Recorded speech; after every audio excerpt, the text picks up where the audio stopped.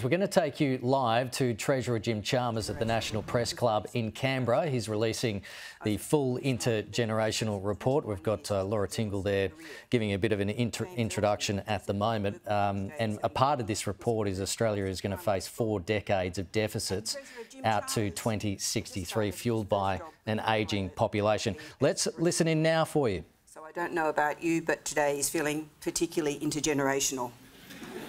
The intergenerational reports released every 5 years have helped frame our national discussion about where our society and our economy are headed and how governments have to respond.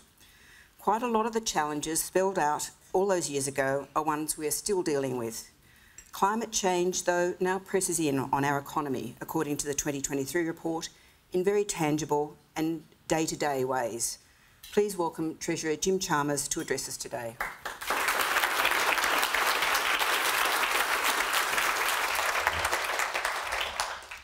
Laura, if it makes you feel any better, I feel like I've aged 40 years in the last 15 months or so. Thanks everybody for being here.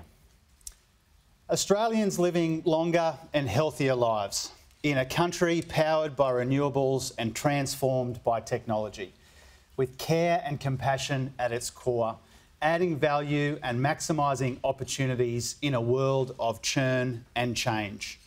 An Australia of generational responsibilities and endless possibilities.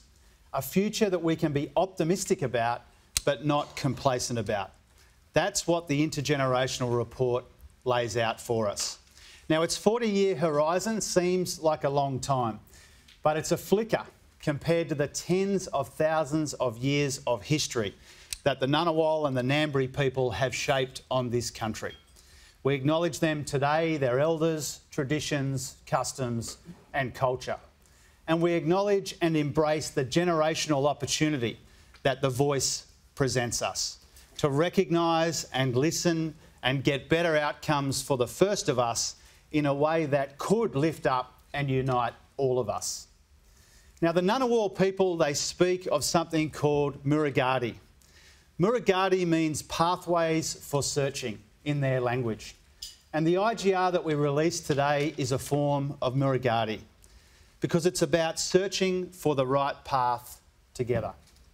I want to thank Morris and his team and the board for the invitation back to the Press Club to talk about this IGR, and to Laura for her introduction a moment ago. I want to thank the sponsors, the colleagues who have joined us as well, especially from the core economic team, Katie and Stephen and Andrew who are here. And I'm sure Andy and Stephen won't mind me singling out for a special mention the Finance Minister, Katie Gallagher, and not just because this is her backyard, but because I reckon if you look back in the almost 50 years that Katie's job has existed, there wouldn't have been in that whole time a closer, more productive, more valued working relationship between a Treasurer and a Finance Minister than the one that Katie and I have as we work through some of the issues that I want to talk about today. So could you please put your hands together for the Finance Minister.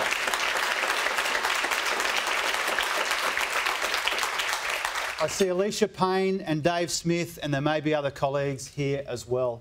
I acknowledge all of them and I acknowledge all of you, either here in the room or tuning in on the coverage. Thank you very much.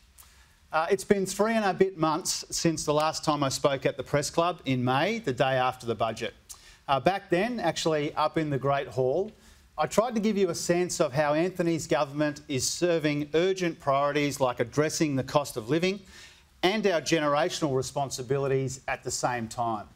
Not just seeking to end a wasted decade, but beginning a defining one and laying the foundations for some broader, long-term success in our society and in our economy. And today is really about informing and building on that work. Informing and reforming, with the release of an intergenerational report that sets out our imperatives and opportunities for the next 40 years.